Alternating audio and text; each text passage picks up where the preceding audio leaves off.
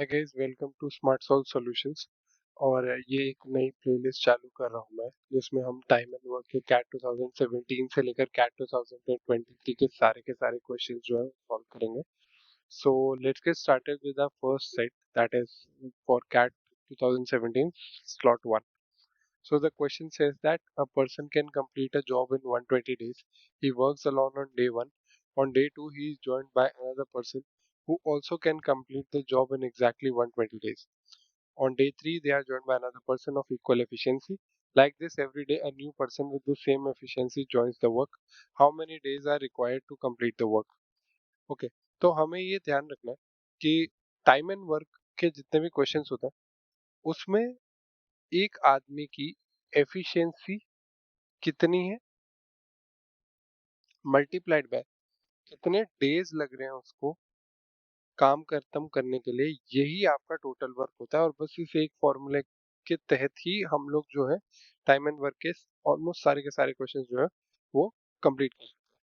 अब हम क्वेश्चंस की तरफ बढ़ते हैं। जैसे अब उसने बोला कि 120 डेज में कंप्लीट कर सकते हैं। मैं मान लेता हूँ कि मैन की जो एफिशिएंसी वो है 1 यूनिट का काम करना पर डे, यानी पर डे 1 यूनिट का काम करता है वो। अब वो बोल रहा है कि 120 डेज में वो कंप्लीट कर सकता है, यानी कि टोटल वर्क जो है वो हो गया 1 मल्टीप्लाइड बाय 120, यानी 120 यूनिट। ये टोटल वर्क हो गया। ओके, अब वो बोल रहा है कि पहले दिन इकलौता वही काम करता है, तो फर्स्ट डे पे क्या होगा, ये हम डे लिख देते हैं। एंड ये वर्क कितना हो गया, वर्क डन। पहले दिन पे 1 यूनिट काम होगा, क्योंकि सिर्फ ये वाला आदमी जिसकी 1 यूनिट पर डे की एफिशिएंसी हमने अज्यूम करी है वही काम कर रहा है। वो बोलता है सेकेंड दिन पे सेम एफिशिएंसी वाला एक और आदमी जुड़ गया, यानी कि सेकेंड दिन पे मान लेते हैं ए जो था वो तो 1 यूनिट का काम कर ही रहा था, बी भी उसके साथ जुड़ गया जो कि सेम 1 यूनिट पर डे का ही काम करता है। तो टोटल कितना यूनिट काम हुआ, 2 यूनिट काम हुआ। सिमिलरली थर्ड डे पे एक और आदमी जुड़ गया तो 3 यूनिट काम हुआ।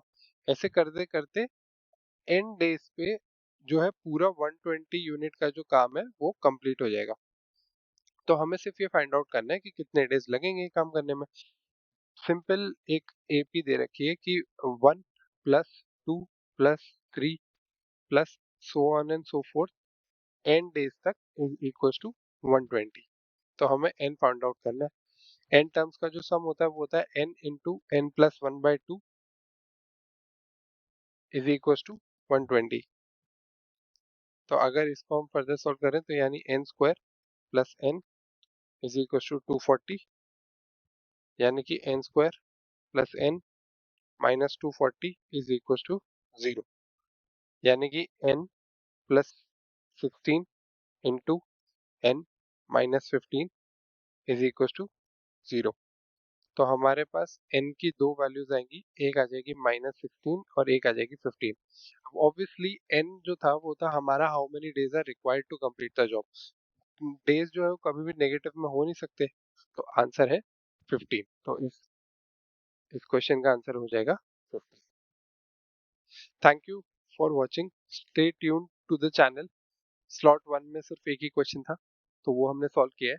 आगे ऐसे ही फर्दर 2017 के स्लॉट 2 एंड देन 2018, 19 और 23 तक पूरे सॉल्व किए जाएंगे। So please stay tuned to the channel for the further updates. Also इस चैनल पे आपको कैट से रिलेटेड और भी सारी इंफॉर्मेशन मिलेगी, एंड और भी जितने चैप्टर्स हैं क्वांट्स के एंड एलआरडीआई के, सबकी प्लेलिस्ट बना रहा हूँ मैं। तो प्लीज स्टे ट्यून्ड और उनको भी चेकआउट कीजिए ताकि आपकी प्रेप में बहुत अच्छे से हेल्पफुल रहे और आप अच्छे से प्रिपरेशन कर पाए।